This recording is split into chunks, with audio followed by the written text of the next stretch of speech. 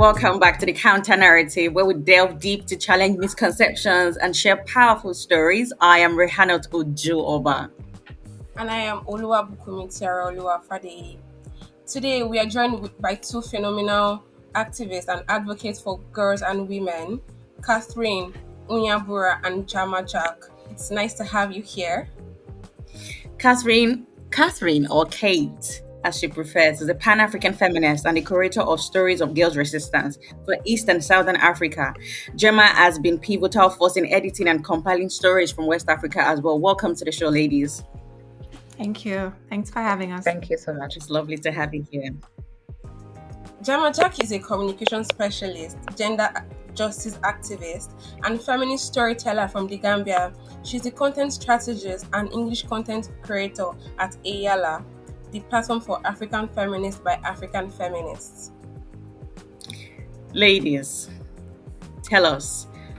We're eager to dive right into this conversation because when we heard stories of girls' resistance, we were like, we do hear this word, resistance. We hear oppression, we hear abuse, and we know that every day women and girls go into the world to resist every form or type of injustice, abuse, and violence out there. So what are some of the myths about girlhood that you want to correct through our podcast today? Yeah, I can start if you can hear me. One of the myths that's important to counter and especially address through the project that we found out is that codifying girls as subjects, passive recipients of, policies and other systems in the world. Girlhood as taboo, shameful, girls without voice, girls without power, girlhood as a period of transformation. So the counter narrative from this project was quite expansive in terms of how girlhood is conceptualized, how girlhood is navigated by girls, and how girls are embodied and embody themselves and view themselves. And so a lot of this came out from throughout the project. And I think the reverse of this thing is true, that girls are powerful agents of change, that girls have power, have voice, have agency, and are working together across countries, across villages, across homes, just to make sure that they are resisting. I think that word has come up too early, but they are also really living to their power and embodying their strength and really challenging every day and every other systems that's really pitted against them. I think similar. So one of the things for me has been dispelling the narrative of powerlessness and lack of agency among girls. And so moving from seeing them as people that you design programs for to people that you actually design programs with, recognizing that they understand what their needs are, they know what they want, and they can co-create their realities and their future. And I think this is what has come up a lot in the stories that we were able to, we had the honor and the privilege to access through the storytellers who shared their experiences. And I think if there's anything that stood out for me throughout the whole series, it was that. It's that girls are not waiting to be saved. Girls are not waiting to be shown the way. Girls are already taking charge of their affairs. Their environment sometimes are pushing them to take charge of their own affairs and lead what their destiny would look like. And so one of the very important reflections that have come out of it for me has been just rethinking engagement with girls, especially from the development world. Rethinking how we connect with girls, how we communicate with them, how we see them, how we supposedly design solutions for them, and doing this maybe from a point of understanding that these are human beings with agency, with dreams, with aspirations, with hopes, and we cannot really create solutions for them without bringing them on board and listening to them and having them decide what is most important for them. I think it's what has really come out, that narrative of girls as powerless, inactive,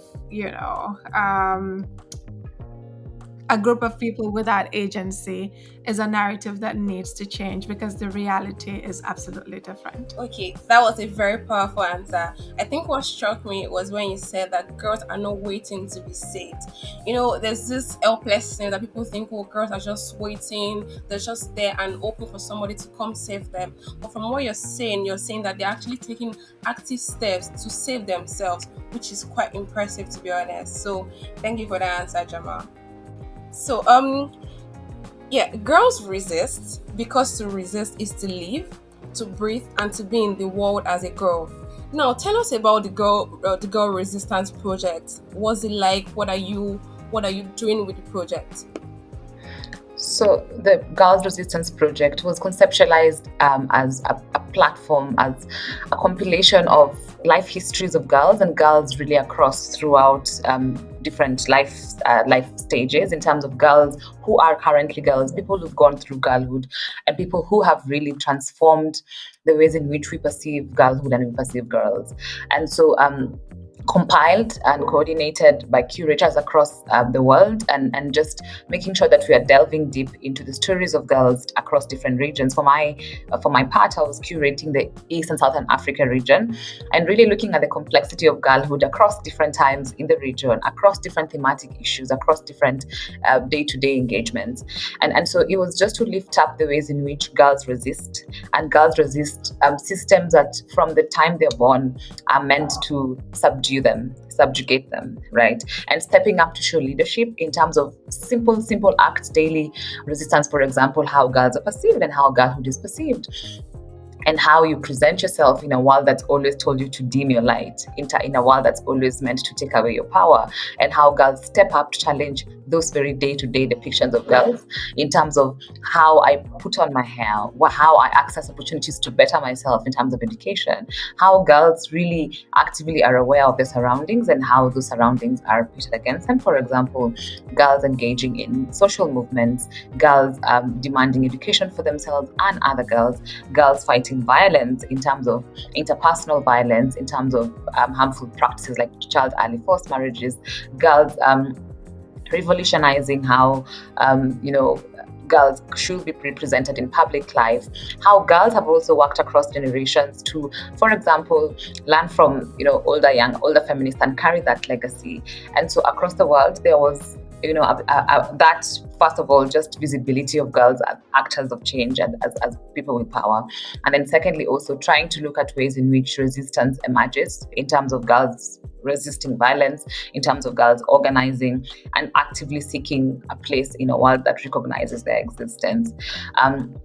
And so it's the biggest compilation of stories of this nature. A lot of analysis went on after the collection of the stories, and it was a very collaborative feminist labor of love in terms of the curators worked with story collectors, worked with storytellers, and the storytellers are the ones who essentialize the concept of the resistance in terms of narrating throughout their life what that looks like to be a girl, to navigate gender-based violence, to be in social movements, to be accessing and demanding equal justice in terms of access to opportunities, etc. And so the project has just really given life to how we should be, as Jama has said, engaging with girls, perceiving girlhood, but also investing in girls' movements and investing in girls' collectives. And that's, for me, was one of the ways in which to summarize what has been a very long project of rethinking our engagement with girls, rethinking girlhood and etc. And it continues to grow, and I'm hoping that we can continue to reflect and expand on this. I think one of the things that that was pretty unique for me, especially as a storyteller, was that this project was story focused. So it was about the personal stories of these girls, or the women who have grown up and who now get to share their stories of resistance from when they were girls. And it's different because sometimes there is the divide between what we see as knowledge, what we see as things we could learn from, what we see as authentic. And so having these personal stories of individuals talking about how they, as girls, as individuals, were able to resist the many systems of oppression, the different forms of violence from within the family setting to the school to the broader community, I think was an added touch And it's not something that we always see. There's a lot of conversation around the power of storytelling, but even with that, it's not always very personal. It doesn't always center the human being and their experiences, but this was different. And so at the level of IALA, so IALA was founded by Françoise Mudute. She's an African feminist, and she was the lead curator for the stories from West Africa. And IALA basically does similar stuff. We document the journeys of African feminists and looking at them more from a personal perspective than from the professional and the technical that we usually hear about. So we're exploring, who are you? What has led you to feminism? What does your journey look like? And so for the stories that were curated in West Africa across more than 10 countries, we were able to get into that kind of storytelling as well, just understanding these people that we see today doing incredible work, but then going deeper to say, this is what has led them to this place. These are the experiences that they bring to the work that they do, and so that counts as expertise as well.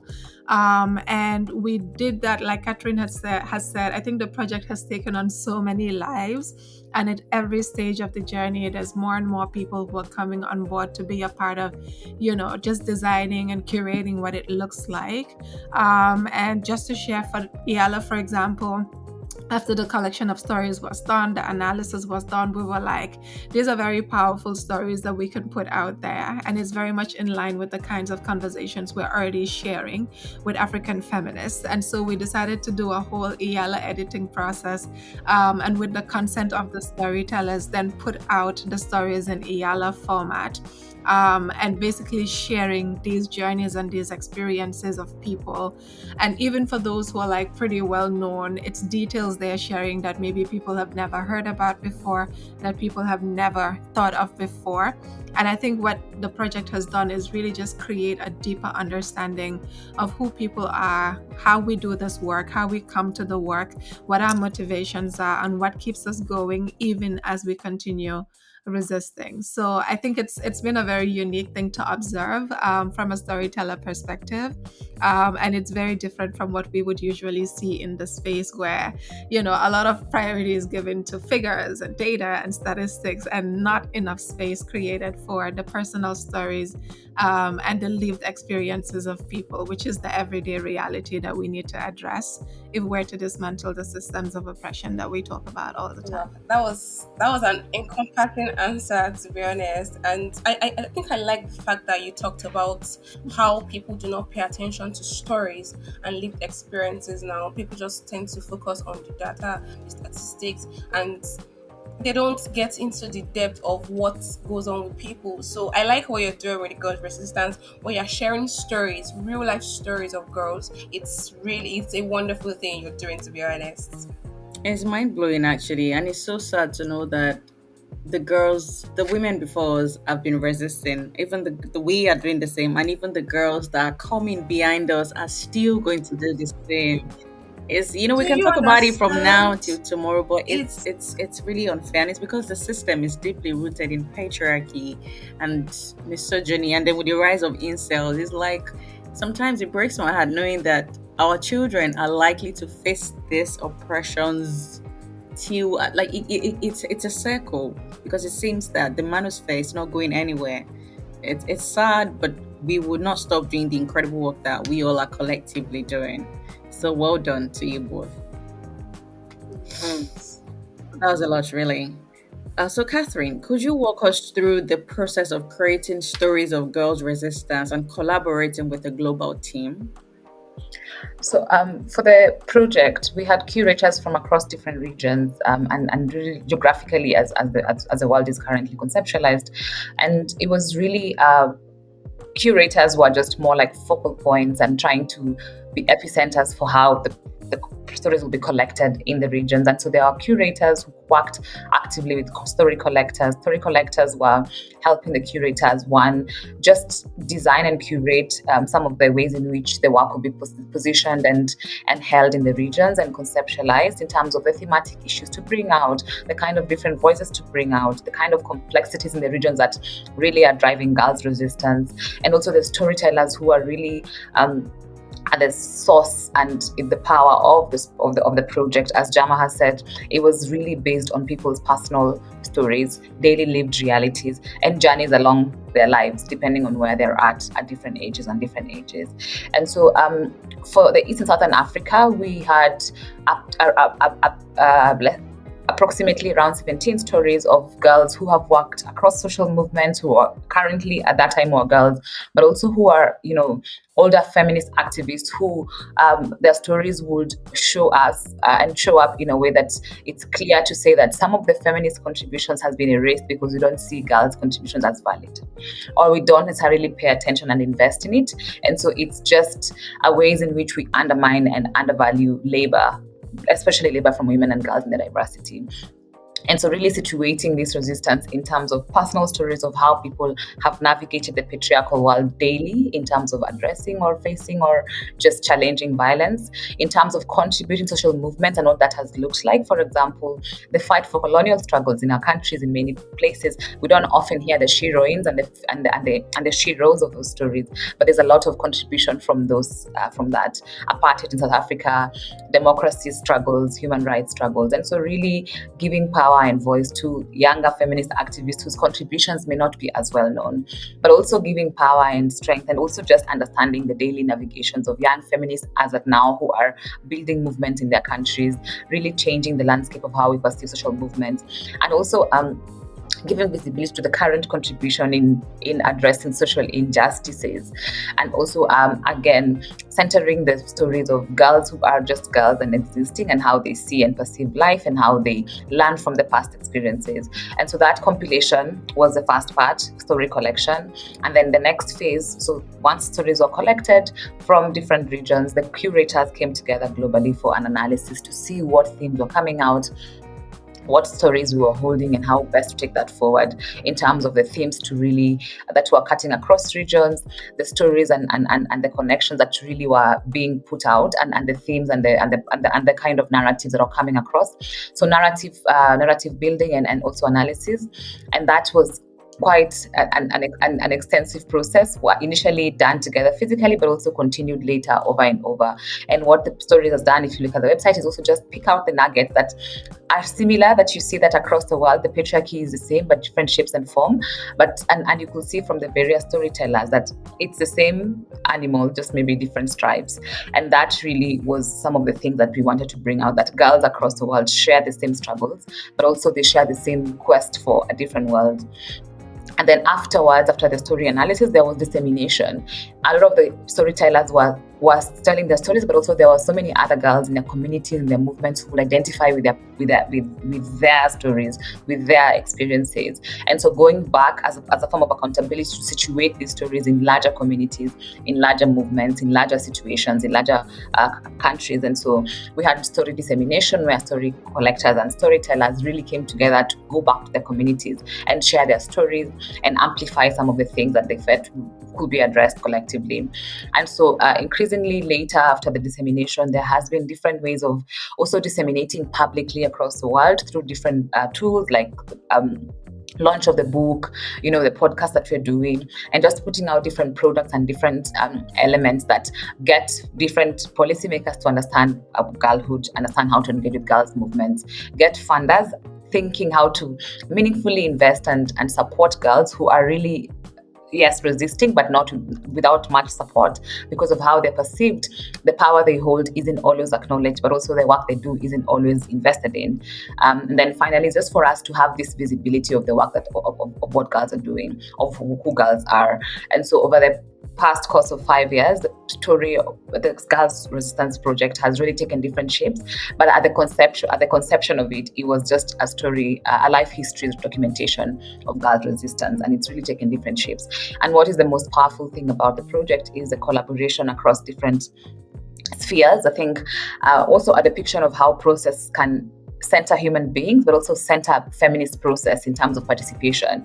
In any given region, the curator worked with so many other people, worked with so many other movements, worked with so many other creatives and movements and collectives that really essentialize that, yes, the stories are being collected, but it's not just a tick box exercise. It's also to honor the ways in which people collaborate and the ways in which work like this should be done and can be done.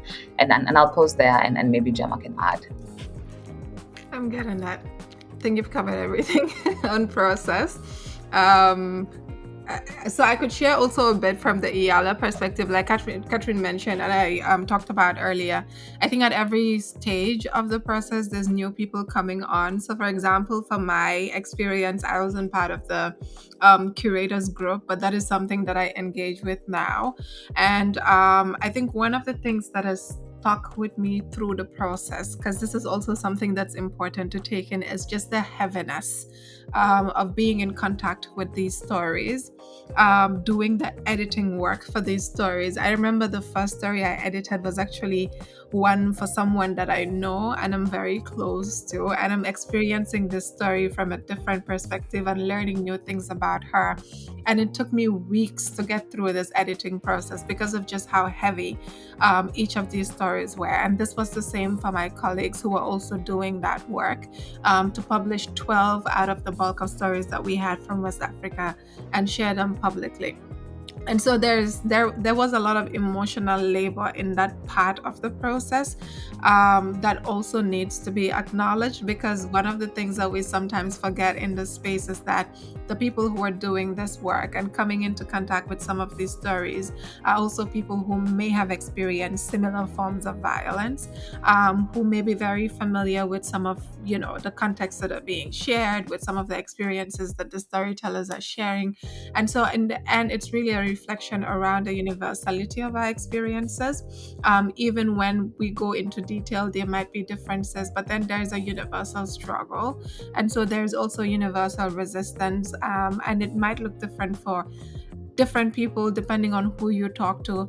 But that was one thing that really stood out for me. But there was also a lot of support in our space, in that we could come and just be like, yo, this story has had me up to here, and you had the space to actually step away from it, come back to it, step away from it, come back to it.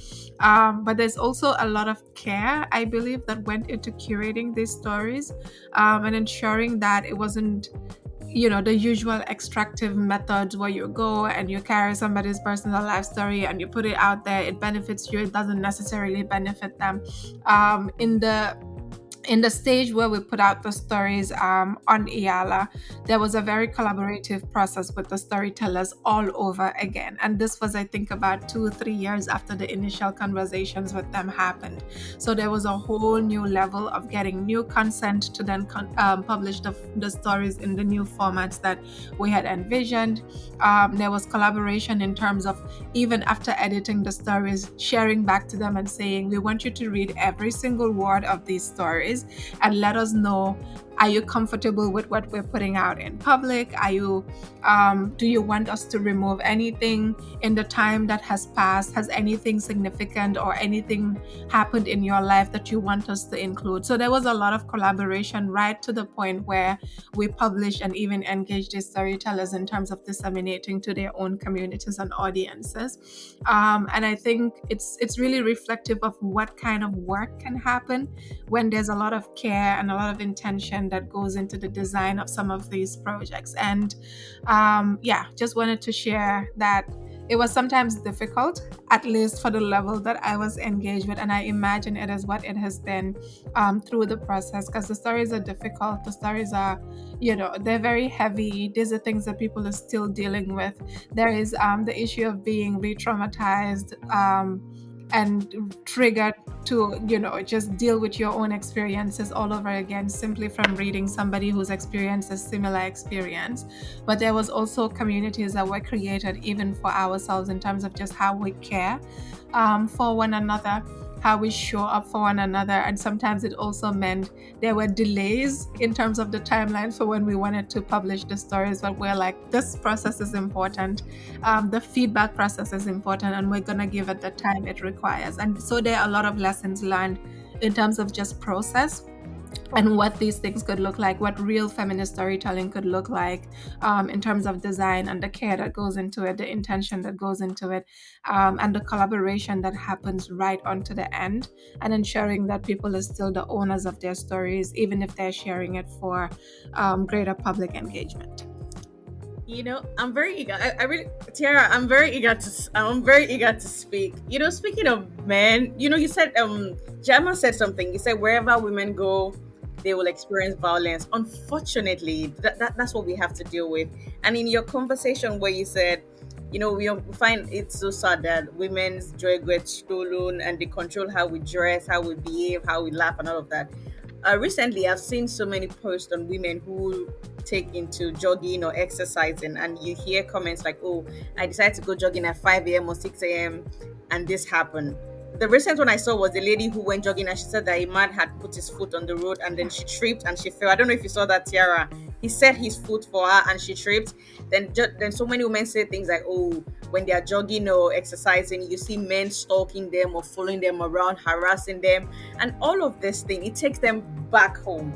And that way, women are not allowed to live their full lives. Wow, that's wonderful. I think I like the fact that you were empathic and you did not just want to share the stories for your own gain. It was planned. You wanted to achieve something with it, and even when there were delays, you still took your time to make sure that you told the stories correctly in the right way. It's actually a very beautiful thing. And I remember, I don't know if it was Cate or Jama who mentioned something about how the patriarchy is the same, all over. The patriarchy is the same animal with different. I think it was Kate mentioned that the patriarchy is the same animal but with different stripes. So I would like to ask, when you were covering the stories, are there some? Of course, there are similarities, commonalities, and differences between the stories of the girls. Could you share some of them with us, like real examples? What were those things that you saw in the stories that were common, and then the difference, like according to the regions? Could you share some of them with us, please? So I think one of the most recurring theme was how girls are resisting violence every day in terms of gender-based violence. Aimed at them sometimes, and violence as a tool of continued subjugation.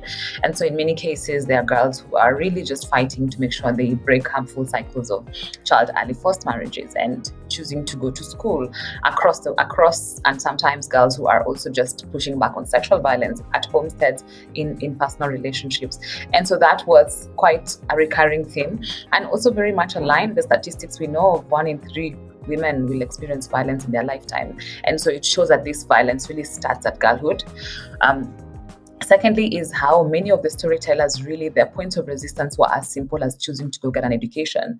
And this was quite recurring in terms of all the storytellers had chosen better lives for themselves, but something as simple as choosing to go to school sometimes could be resisted, or could be something that they had to fight so harder for than they should have done that. And so this was some of the ways in which you'd see that. And it was quite evident across many of the storytellers in my region, across others. I think speaking about some of the stories that we collected in the region, you will find that in terms of changing narratives, for example, as a girl, as a feminist, I'll show up in my full power, but my resistance will be, I will choose to keep my hair natural. And a lot of the storytellers talked about just choosing to change narratives that have been used to criminalize girls, shame girls, shame women, and just bodily integrity and their bodily autonomy. And so such powerful things were really evident. What stood out for me is that most of the storytellers really recognized that they were resisting. For example, a quote from one of the storytellers, Adna from Uganda, she says, the world is not ready for the rumble and the revolution is coming, and maybe I'm reframing it. But there was a lot of understanding that what I'm doing it for myself, but mainly for others who have their voice, but their voice has been marginalized or has been maligned. And so there was a lot of recognition of what people were doing were simple acts, but simple acts that will bring change for longer. And I think in terms of other pieces that were important to note was that there was a lot of girls and women who recognized that Yet some of the work they're doing was transformative but could be erased. So, for example, their contribution to social justice movements and what that means in terms of documenting that for themselves and documenting that at the time that they were doing it. So if you listen to the story of Revonia from South Africa, who was part of the civil rights activists during apartheid South Africa, and just telling that story in a way that if you read the top line summary of the struggle, you don't get to see the day-to-day contribution of feminist activists. And if it's there, it's not given as much prominence. Or if you read the story of human rights struggles in Kenya and what that looked like in terms of detentions, you did not hear the ways in which the women's rights activists, the feminist activists of the time had different approaches to their struggles, but also their contribution was not acknowledged. And so across the world, across the globe, there was a lot of these stories where the feminist activists really and the storytellers will talk about their very personal experiences, but also connecting them to the broader struggles of other girls, and then also recognize that the work they're doing is pushing back, and they also will want to recognize that there is pushback against what they're doing at the time. And so there was quite a complex outcomes in terms of the issues that were coming out, like just girls every day resisting violence, girls every day choosing better for themselves, girls every day choosing to stand up and be visible in their communities, be visible in political life, be visible in changing and in demanding change in terms of policies that are oppressive, etc. And so that's, for me, for example, deciding to change laws on FGM, deciding to choose up to take up public space and lead their movement, social justice movements, for example, if it's in the story of Mwikali, but also really narrating that from how they've resisted interpersonal violence at home to choosing to do that publicly with other girls in their communities, and choosing to do that with other women's rights activists across the country, and give power to women human rights defenders. So there's so much complex bits of this, but I think for me the most recurring bit was how violence was quite outstanding, but then also how intersectional the systems of oppression are, white supremacy, and how suffocating that could be, and how that at the bottom chain of white supremacy world is girls really at the bottom of the pyramid, and they're just choosing to go up in a world that's quite suffocating, and sometimes keeping your head above water means taking steps forward and steps backward, but then staying in your power to say, I'll keep resisting and I'm doing it for me and many others. It is personal, and I also remember someone saying that. I remember someone saying there used to be someone, or women, when women dress, they get sexualized. And then some women will tone down their dressing so that they do not get sexualized. Then you also see these men ask opinions and say, oh, she used to dress like a lady, now she's toned down, she now dresses like a man. Men, do you want to smash? Men, do you like? Men, do you prefer? And I'm thinking, Yes. what? Can Jama answer the question as well? Yes. What stood out The to you, struggle Jama? never ends. It is so unfair, and no one should live like that, as a girl, as a woman. And even in the house, it's not because women are outside. Even in the house, women suffer from these issues as well. So where is actually safe for the women and the girls? Where exactly is safe for them? Nowhere is safe.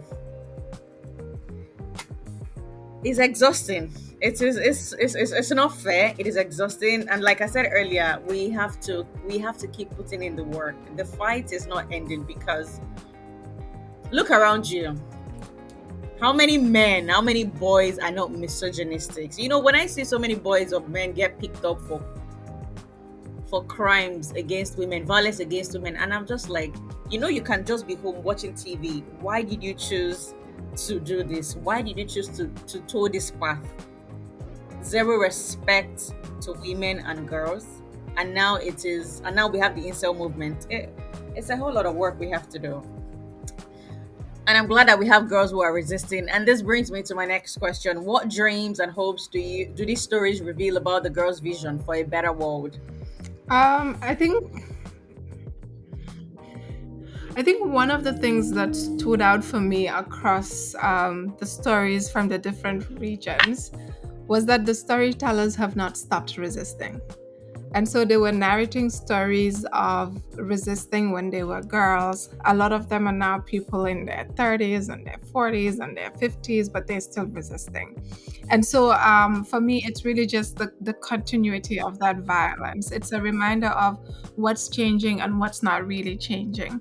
It's a reminder that every day, even as girls transition into young people, young women, younger gender expansive persons, and older women even, they're still dealing with these very systems. They're still having to resist. They're still having to wake up every day and push back. And so that was one of the things that stood out for me, that we talked to a lot of people for the West Africa portfolio that are people who are still actively involved in these spaces. They're still doing resistance work. Some of them are now doing it professionally, even this is their everyday work.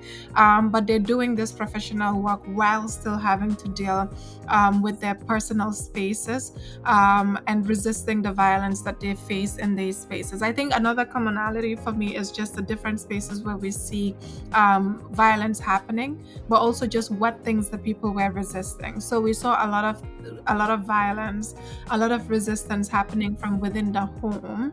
And this goes against the whole idea of the home as being a safe place, the home as being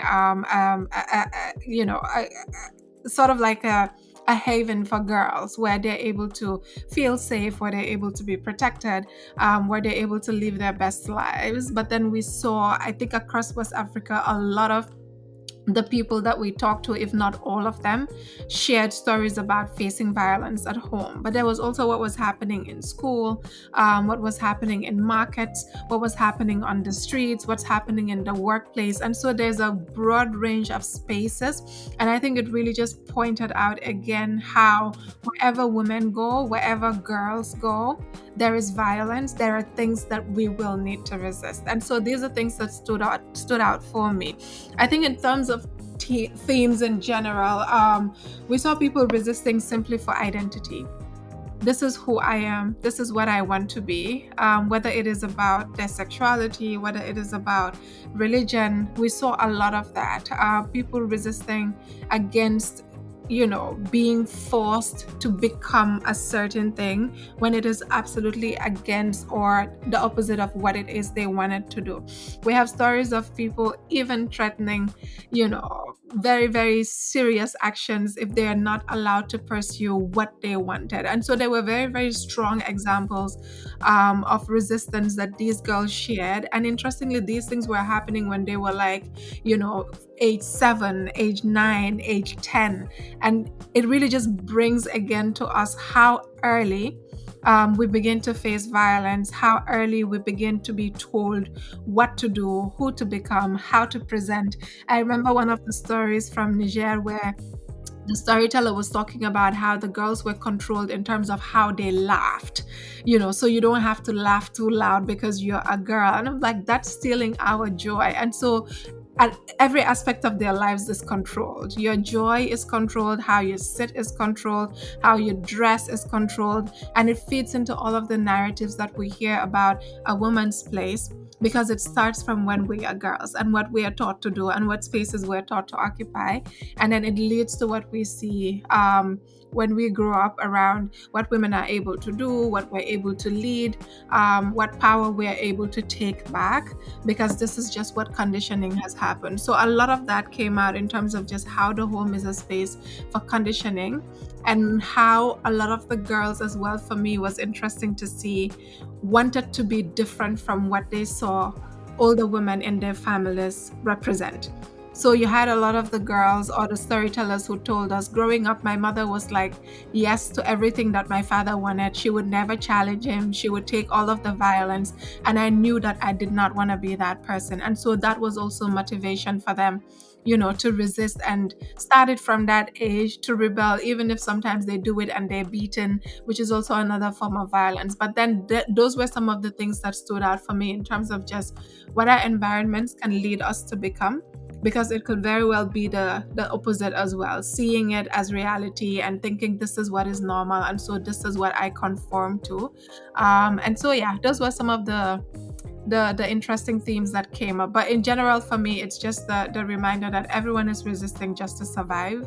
ultimately that's what the resistance is about. People just want to survive. People want to live the lives they want for themselves and not the lives that other people want for them. And this came out across, the different countries, the different regions, and the different types of resistance that we saw. And the girls were also able, the storytellers defined what resistance meant for them. Freedom. And I think that was also very interesting. And that's freedom is the word that I know that so many men push back against. Like, no, what do you mean by you want to be free?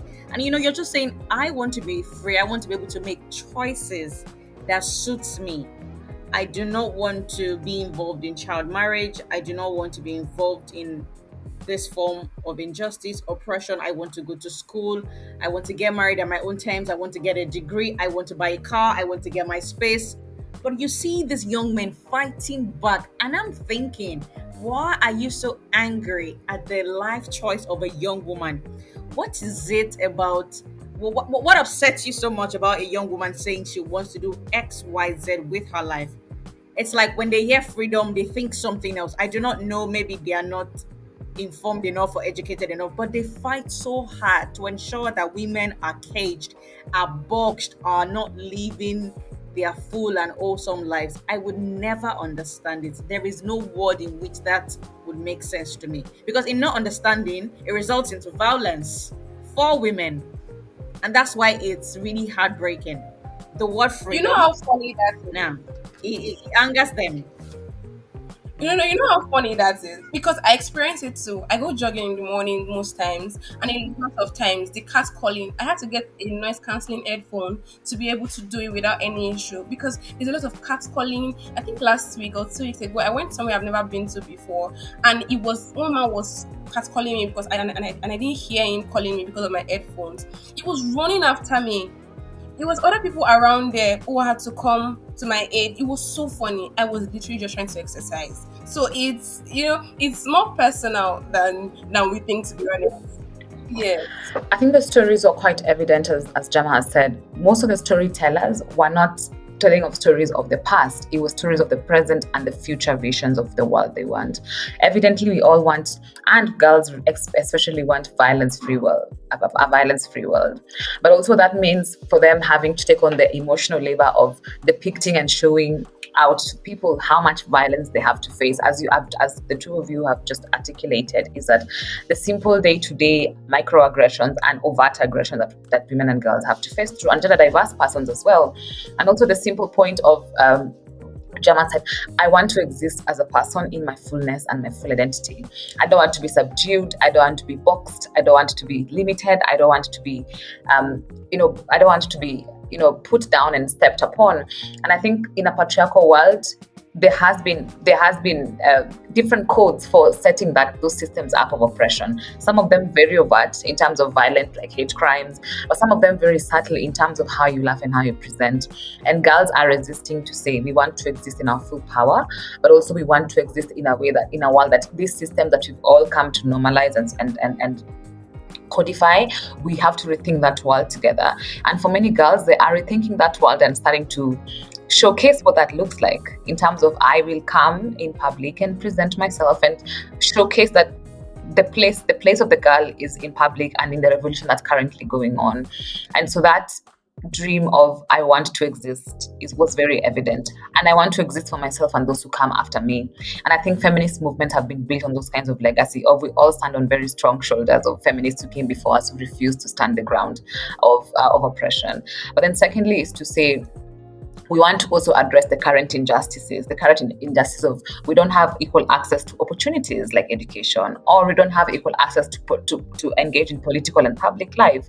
And we want to change that. We want to see us visibly leading our communities in terms of whether it's communities leadership, whether it's school leadership, whether it's public policy leadership. We want to be part of those movements. We want to be part of that legacy. And then secondly is just challenging oppression very visibly and saying, if an injustice has happened, we want to address it for now and for the future girls who don't have to deal with child early forced marriages, gender-based violence, lack of access to opportunities. And so the complexity of that for me is what the dreams embody. But also I think the final dream that I found very powerful was that the current efforts we're putting, we want that recognized for ourselves and for those who came before us, because we know that there's been a lot of erasure of. Or they say or they'll tell you that you dress to leave something to the imagination. So they don't want to see, they want to imagine you naked while you're fully dressed. It becomes a Me Too movement. They know that one person's voice transcends into other women following, and it's a problem for them. Okay, I think some of the things we saw, ultimately, if I were to bring it all into one word, is that they dream of liberation. It is what I dream of. It is what I saw the storytellers we had express in terms of what it is they want. People just want to be free. People just want to live their lives. People want to experience joy. People want to choose for themselves who they are, how they express, how they show up in the world. The girls that the women that we talk to, the gender expansive persons that we talk to, as girls, just wanted spaces of play. They wanted playtime instead of being given the responsibility of handling all of the chores in the household, for example, simply because they are girls.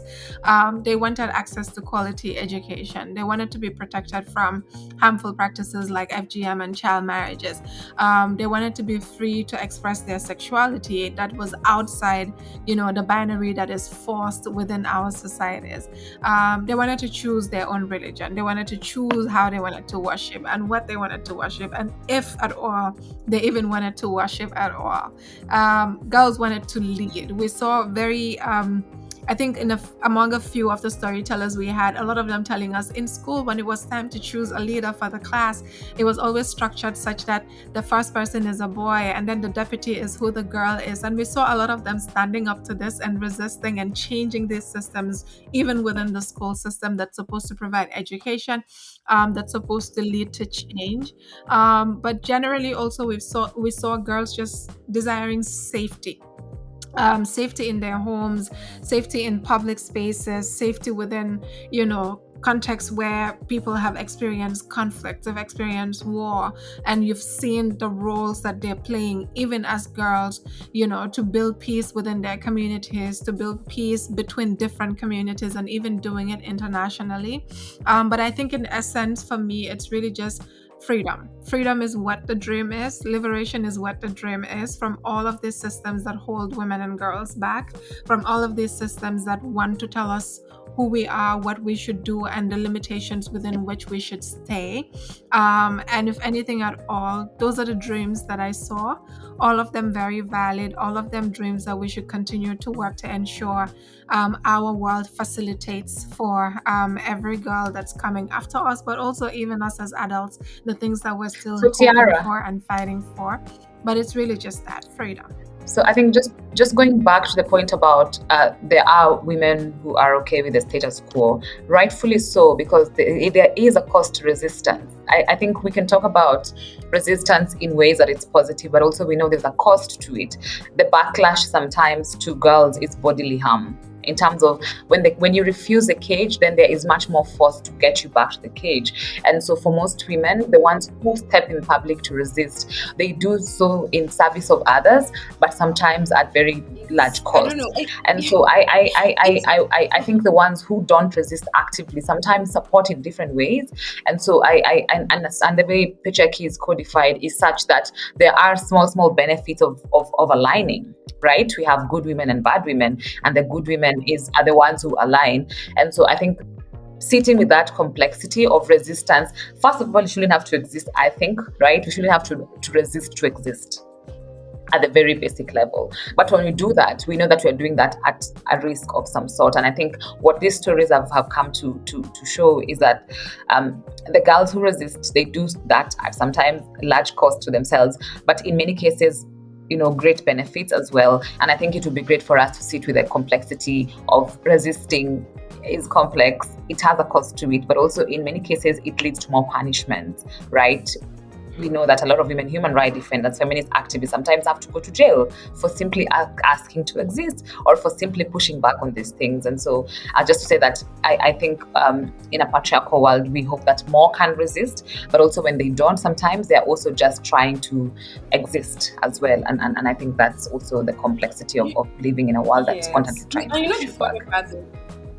And you know the funny part is we have more women who are staying to the status quo. I think we have more women who are okay with status quo and they continue to follow it. We have people who do not have an issue. They just want to be able to.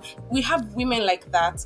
But you know, there's this thing about it's not just about the resistance. It's about even if one person, even if one girl resists, they have an issue with it. It's not just about the old people. It's just that if one person, they think that if one person resists, it's going to create a chance for other people and other people. Yes, something like that.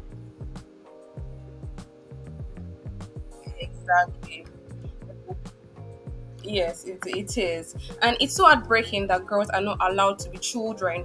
They have to start fighting the patriarchy from when they are young. It's very heartbreaking and sad that they have to go through this. And I'm so glad that you're doing an important work of highlighting these stories for people to see the lived experiences because we have the data, we have the statistics. Now the lived experiences and yes, and that's what you're doing. So it's so And I wanted wonderful. to, yeah, it jumped out to me as well because Sorry? it's something that we hear a lot. For example, currently in Gambia, there's a whole conversation around FGM and efforts to repeal our law against FGM. And one of the big narratives we've had for a long time, it's women doing it to other women. Women are women's biggest problems, and it's all within that framing. But I think one of the things that we miss out on when we have these conversations, especially from a feminist perspective, is really just understanding that in itself is a result of the patriarchy. It is about the conditioning that they have been raised with. It is women being taught you need to see another woman as an enemy. You need to fight another woman to be able to access space. We've been raised with a scarcity mentality that teaches us to fight the other woman to be able to gain Yes, access to actually. the little space that's reserved for us, to the little resources that we have access to as women. And so a lot of this, I mean, there's the term around internalized misogyny that's thrown around. And I think a lot of what we Yes. see is not that these women do not want better lives for themselves. It is that so many of them might not have the privilege that we have to be able to imagine, because that in itself looks like a privilege in the world that we live in, to be able to imagine a different world for ourselves and decide this is not what I want for myself. And that is based on where you were born, who raised you, what ideals were you raised with, what kind of community do you come from, what kind of home do you come from, what power do you have in that home, what space do you have to resist. And so I think usually I extend grace and I'm like, we're all working together. Those who are on the front lines are usually also supported by the people in the background. And I talk about this a lot. I'm like, if I'm able to, for example, go out and protest or be, traveling to rural communities in Gambia for weeks on end and Yes, that leaving was home, it's because there's women who are staying home to take care of what needs to be taken care of there. And so those are all contributions towards the work that is happening, even if they're not what we would call fierce or radical. It all counts towards what it is we're working towards as a I knew there was a collective. Yeah. reason. I the fact that you spoke about extending grace to women and FGM as well. The religious undertone for the FGM practice. It's just a whole lot. Maybe we'll have another conversation with you, Jama, about this. Honestly, maybe we would need to do that. So, but we need to go now. So before we do, we would like you to leave some final words for our listeners. What are your final words about girlhood, girls' resistance around the world? So my final words and reflections are: it's important for us to start rethinking how we perceive girls and find girls at their point of resistance without them expecting them to resist the way we want them to resist. I know in a world where many things have been done, we found boxes of how things should be done formally or informally. It's important for us to give power, strength, and energy to the girls who are at the front line fighting for their daily existence, and also acknowledge that. And when we have resources, support that, right? Without us coming to impose our views as to what resistance looks like. That's for the feminists who are listening. But also in terms of those of us who have girls as part of our families, girls as daughters, girls as nieces, girls in our communities, and I'm sure there's so many of those. It's just seeing girls in a different light, the power, the agency, the voice that they hold, right? I think one of the things that gives me the most joy is seeing my nieces step up for themselves. And I keep saying to myself, the patriarchy patriarchy is not ready, because the feminists of the future, if they're given the right space, in a couple of years will have such power and such energy, seeing them standing up for themselves. And I think nurturing that and investing in that and just letting girls exist from when they're children and giving them the power to step forward, because these stories showed to us that world that continues to subjugate girls will see that, and when they're pushing back, the rumble will be loud. And we don't want girls to continue rambling. We want them to exist in joy and in power, and not have to think about just having to have me doing my hair a certain way will make me criminalized. I think we have to move away from that. And I think finally is for us to say that it's important to center humans, and especially just people and their experiences, and see them for who they are, and just give them the power to support each other and also tell their story, but also most importantly to connect together. Because for girls, that chance is denied from when they're children. Isolation, through household chores, but also isolation in terms of what activities they can do in public life, and also isolation with all these gendered roles, as you grow older. And so that is a missed opportunity in terms of how they can engage meaningfully. And so I think for me, it's not just a story project, it's also a call to action as to how we should exist collectively in the world, and also how we should give space and power to each other in a way that's affirming and in a way that's supportive. And finally, just say that girls have power, and we should continue all learning from that power, because girls, when they step up and rumble, really they make things move, and they have done so in so many parts of the world. I think mine, coming from, interacting and engaging with the stories, is really a message around just reminding ourselves what difference we can make, even if it is in the life of one girl. So like Catherine mentioned, it's the girls in our homes first. How are we reacting to them? How are we seeing what we call their loudness, their fastness? What are the comments that we're making to these girls that they internalize, that then begins to chip at every little piece of who they are, such that by the time they grow up, they've lost confidence, they do not believe in themselves, they want to conform to what society wants them to be. And so for me, it's really, for everyone listening, it starts with you, it starts with me, before even it gets into the bigger spaces where resources are being driven, conversations are being held, programs are being developed. It's really where it starts. How are we making our homes and our schools and the spaces we occupy safe enough for girls to be able to just express who they are, for them to feel safe, for them to experience and share joy, and for them to grow up, really. I think the goal for me is really just, can we make girlhood a space of possibility? Can we make girlhood a space of beauty? Can we make it a space of joy, so that girls grow up without restrictions as to what they can be, who they can be, or where they can go? And that's really just what the call is for me, because again, it's a big issue, but it's always very personal, and that's what these stories remind us of. This was a very interesting, delightful, joyful episode. And I'm going to tell you something. After this, we're going to have individual sessions. We want to drill Jama, and we want to drill Kate. We have a lot to talk about. Yes, we are so happy, and we love the work that you both are doing. Thank you so much. Thank you. Thanks for having us. So, Catherine, Jama, thank you for sharing these powerful stories and insights into the resistance of girls globally. Thank you for the work that you're doing. And to our listeners, we hope today's episode inspired you to recognize and support the everyday acts of resistance by girls around the world. Remember, to live. In the words of Cate Nyambura, we shouldn't resist to exist, but unfortunately, we may continue to resist to live. Don't forget to subscribe for more episodes that challenges perspectives and inspires change. Until next time, keep pushing the narrative forward. Bye, everyone. Thank you so much. And don't forget that you can follow us on Twitter at the CN_podcast, on Instagram at the Counter Narrative, and on TikTok at the Counter Narrative. Subscribe, like, rate our podcast, and we look forward to seeing you on the next episode. Bye. Bye.